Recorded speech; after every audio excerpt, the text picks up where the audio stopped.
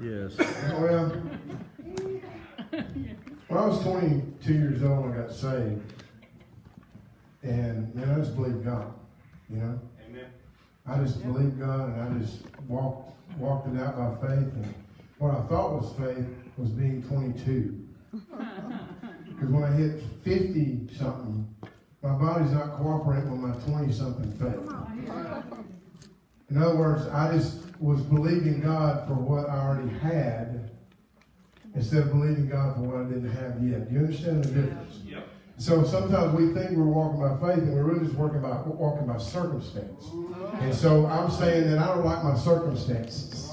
I don't like the way things are. I want things to change. How many of you want things to change? Well, you cannot just live and hope that something else happens, something better happens. It finally dawned on me when we got this bad report from her dad. And I'm just, it's like he's older and, and blah, blah, blah, blah, blah. He's been in cancer treatment for 10 years and now they tell him he can't do anything else. And so the natural response is to go, well, Well, you know what? Don't none of you come around when I get that way. Because I don't need that kind of attitude around me. I need somebody that says, he ain't done yet. And if God wants it, he'll send a chariot of fire. Until then, I'm going to stand and believe God for my covenant. Amen? Next page. Nowhere in the Bible we are commanded to pray that somebody die. That's not our job. The title of the day is simply, hit me again, enough. Y'all, anybody know what that is? You ever seen that? I'm going to tell you something. When you see my hand ball up in a fist and then it's kind of got no blood in it anymore, I've had enough. Yep. And there's this little Alabama redneck that keeps coming up out of my shoes and wants to climb up my body. And if I can keep him out of my head, I'm all right. But, when he starts getting up here somewhere, sometimes I just kind of get to where, you know what? Jesus, Jesus, Jesus, Jesus. But sometimes we need that little boy to come on up here and get sanctified and go to work. Are you hearing what I'm saying? I'm going to explain it to you. Next page. In Numbers 25, Israel remained in Acacia Grove, related to Lisa. Just kidding. And the people began to commit harlotry with the woman of Moab.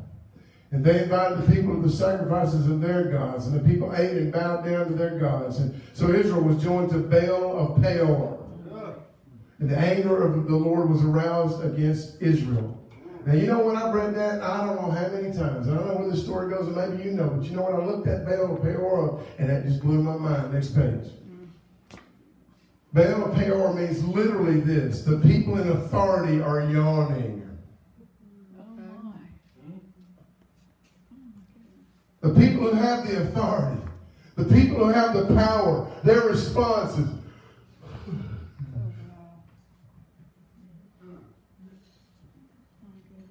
why are we doing it? Because our experience has told us that we might be discouraged. Well, boo-hoo. You know what? It's like I'm ready for the church to get. I want you to fall out under the power. That's great. But I really want to roll you over with a belt and beat your butt. That's what I want to do. I want you to wake up and realize you have all the power and all the authority. And what made the Lord so mad is it wasn't that all this other stuff, is that they had the power to overwhelm their enemies and they were joining themselves with them without a fight. Yes. Okay. They put up no fight. You know what it only takes for the devil to win? Is for you to do nothing. For you to not put up any fight, for you not to do. And I'm trying to give you tools of worship where why do we raise our hands? Well, there's a reason for that. It's not just to show that we're charismatic. There's a reason that God put it in there. The simple acts of obedience bring about supernatural results. Next page. I'm yelling at myself. And so they're standing there. The whole nation is standing there. And this is going on. And God has pronounced that he's told the leaders of Israel, go kill all the ones that are joined to him. Guess what everybody did? And finally, one of the leaders of the pack went out and grabbed a prostitute of Moab, brought her up to the front of the temple, the entrance to the temple in front of everyone, and began to engage in carnal knowledge with her right in front of everybody. As if to say, I don't care what you say. I'm going to do what I want. You know what I've been doing what I want all my life, and it doesn't seem like any wrong has happened, anything bad's happened. You know what? And that's what you may be looking around, seeing people that are breaking laws and getting away with murder, if you will, and they're not getting any judgment. There's nothing happening to them. And so something that you may say, you know what, well, forget it. I'm tired of sacrificing and doing it. If they can do that, I can do that. And guess what? You just joined yourself to the crowd that yawns. Am I with this morning? Come on, it's going to get better, I hope. Okay. So now Phinehas, the son of Eleazar. You know, Phinehas is mentioned a few times in the Bible. He wasn't a great leader. He wasn't a great scholar. He didn't have a book with his name on it. Okay. But he stood out there in that crowd and he made a decision. He said, you know what? I about had all this I can take. And he walked up to the front with his javelin and he thrust it through both of them right there in the ground. Now, what did he know? He didn't know that somebody come and kill him from behind. But what he was saying is that, you know what? I may not have enough authority to change all these guys. But as for me and my house, we're going to serve the Lord. Somebody help me this morning. You ain't got none of that refined, renewed theology. What do they call it? Reformed theology. I don't have none of that. I got the old kind where Jesus saves, heals, delivers, and protects. Yes. Loves everybody. Wants everybody to go to heaven. I don't know what all that mess is. He rose from behind the congregation and thrust them through both. And guess what? Instead of God commanding all those people to be killed, the plague will stop. Because one person stood up and took it into their own initiative and said, you know what? I don't know what everybody else is going to do, but I'm putting a stop to it now. Next page. All right. Come on. 1 Kings 18. Elijah came to all the people and said, how long will you literally, it says, y'all still with me? Yes. Hop between two opinions. It's not that you're wrong that bothers God. It's that you won't make up your mind. Oh, yeah. It's that you don't stand for anything. All right. In this crowd, you're go God, and over here, you're just like everybody else. He said, make up your mind. Yep. Be something. Yeah. Don't waste your life being nothing. Being what everybody wants you to be. Looking at all the ads and the commercials and trying to dress like them and act like them and wear their cologne and wear their tennis shoes. Be yourself. Yes. I died for you to be yourself, not a cheap copy of somebody else. Woo, that's good. He said, how are you going to hop between two opinions? If the Lord is God, follow him. I had this chat with a guy the other day. I didn't know how impactful it was. He talked about how it changed his life. I'm just talking. I said, when I got saved, I was a wide open sinner. Wide open. Didn't care that you knew I was going straight to hell. In fact, I had a front row seat in the line going to hell. I didn't care. Yes, sir. When I got born again, I decided I wasn't going to be an incognito guy that hid in the back and in the shadows and I don't want anybody to know about it. I'm just like, this little cabin in the corner. I decided if I was going to be that gung-ho for the devil, I was going to be just as gung-ho for Jesus. And so I say this same thing. If Jesus is Lord, then make him Lord. And let everybody know it. If not, then quit pretending. Yeah. But the people, get this. Here was the real problem. I feel like they all stood up and said, we're with Baal. He could have dealt with that. You know what happened? They didn't answer me anything. It wasn't that they chose the devil. Listen to me. They didn't choose. And if anything epitomizes this generation to me, is nobody's going to take a chance on anything. We're not going to get excited about anything. We're not going to go over here and risk it because we might be disappointed. We're not going to risk trusting people because I've been hurt before. Well, guess what? Get in line. Is that going to be the one thing that's going to define the rest of your life? Or can you finally put all that behind you and live out the rest of your days still trusting in the one who gave his life for you? Next page. Revelation 3:15 and 16 says, I know your works. Your works. Everybody say works. Works.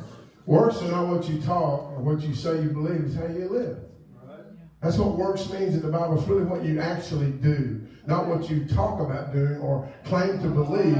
It's how you live. He said, I know your works, that you are neither cold or hot.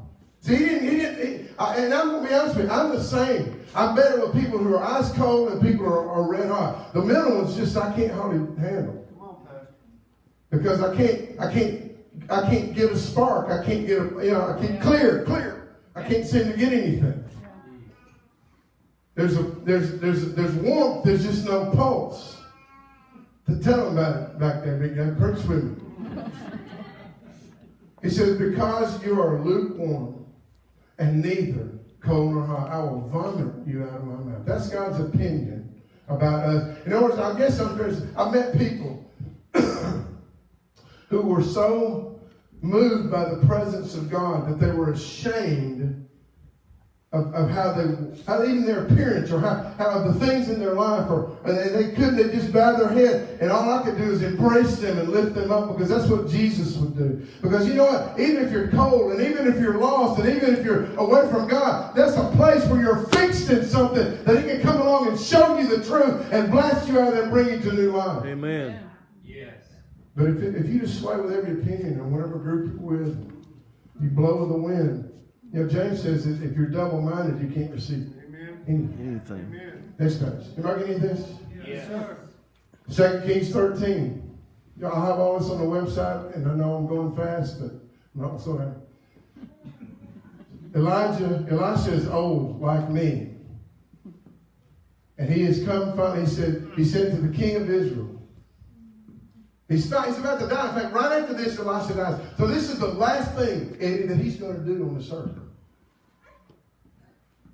And he walks over to a window. And you know, some of you, it's like this. It's kind of like when we do communion and baptism. And we stand up here and sing at you and you stare back at me. This is what some of these rituals we do. Sometimes it seems like, what are you doing? My dog does that when I do something weird. He kind of goes, what? Yeah. Some of your head involuntarily goes, what are we doing? What is that? It kind of makes me feel off balance, and I want to fall off the stage, so I have to right myself. But I'm just saying, it's the last thing he's going to do, Pastor Cameron. And he goes over to the king of Israel, and he walks over to a window, Christian, and he fires an arrow at the window. And they're all going, is he on his meds? And so he hits a horse. No, that's another movie. Okay. I'm trying to get this anything. Just breathe. Look at me. I'm staring at an oil painting. Just every now and then open your eyes and just move them. Okay. He fires an arrow at the window and he says, the arrow of the Lord's deliverance.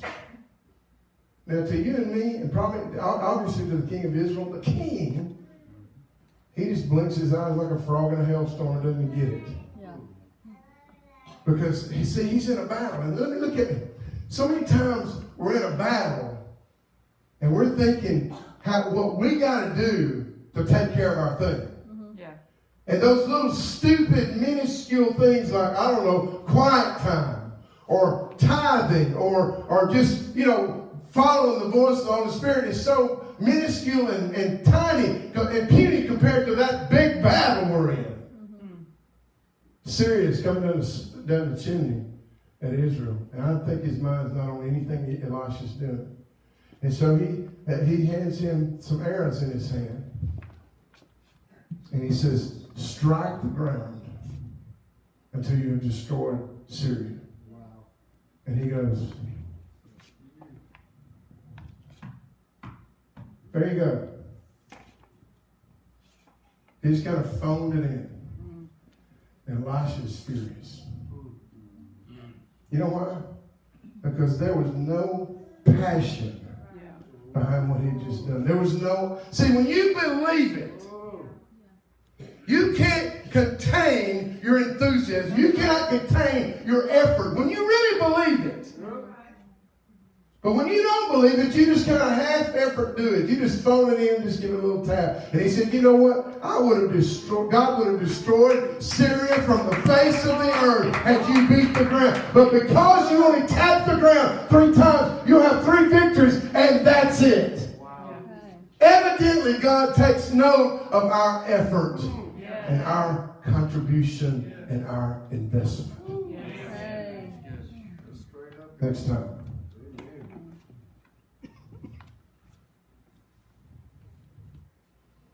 I'm almost done.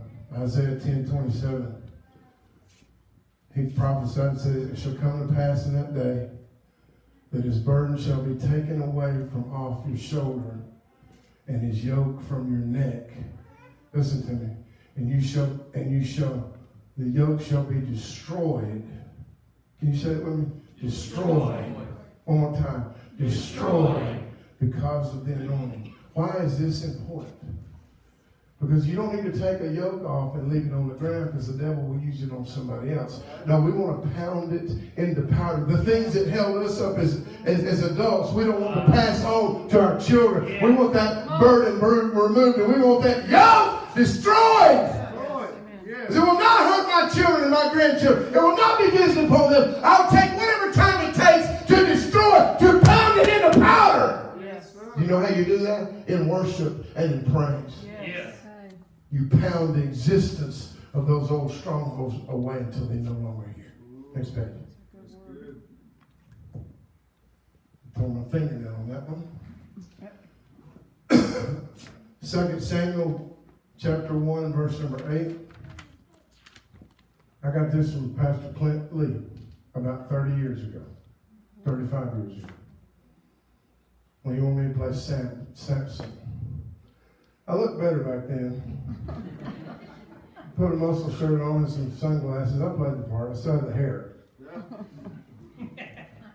So I took a donkey jawbone and busted a few heads.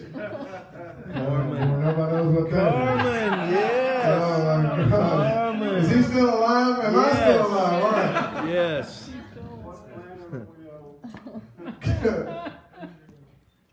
Samuel's laying there, Saul is laying there dying, wounded from battle.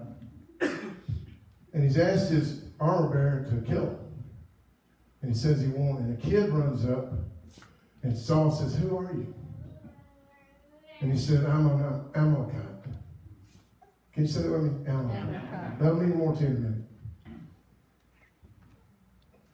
And he said to me, "Please attend over me and kill me, for anguish has come upon me, but my life still remains." So I stood over him and killed him. Why is that important? Listen to me. Because God sent Saul in to kill all the Amalekites. Yeah. And he didn't.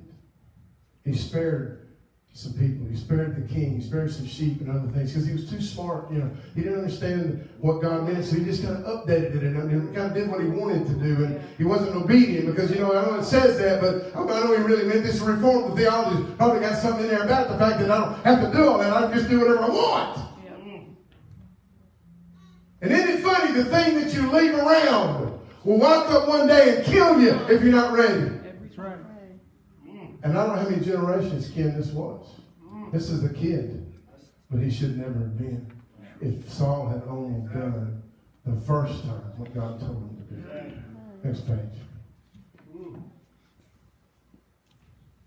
Because God told Saul to go and utterly destroy all that they have, and do not spare them, kill both man, woman, infant, nursing child, ox, sheep, camel, and donkey. May I say, in the new covenant, he's saying to you, we don't need any remnant of that thing in your life. Yeah. Something that looks, innocent and plausible and passable. It's just as bad because it's from the same family. I have a harder time getting people off tobacco than I do heroin. Because there's somehow or another that think it's all the same thing. It's all the same family. It's something in your life that's trying to kill you. And we've got to shut the door on it or you're going to die early. Because what you sow. And that's what it says, right? Yeah. Now, I got grace for that. But I'm just telling you. You know what? Had I known that I was sowing arthritis and total shoulder destruction, I might have laid off some of those plates. I didn't know. Nobody told me. But if I could go back, I'd get my Jane Fonda out and put my leotards on and I'd still be happy. Maybe not. Next page. That was ugly, wasn't it? That's a moving violation.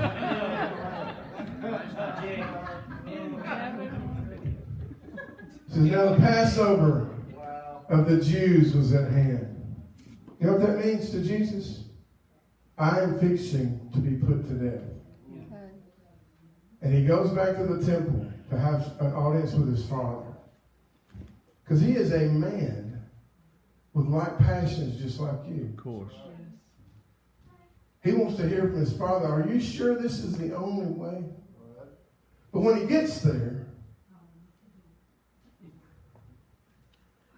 it's an Amway convention. Yeah. Yep.